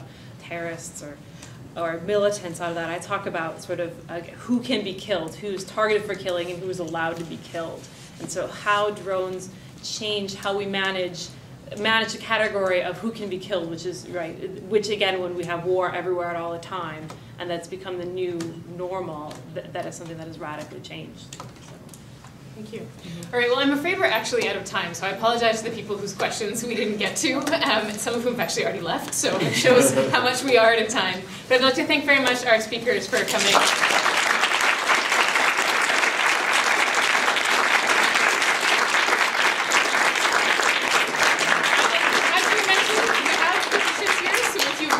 Over the course of the evening and haven't had a chance yet, please do sign the petitions at the top there, and keep your eyes peeled for events in the spring, and let us know if you'd be interested in getting involved. Thank you. Thanks so much. I've learned, that was really important, not just your report, but hearing you guys, the way that you're, who you have the way that you focus on it. Yes. Derek, right? Yeah.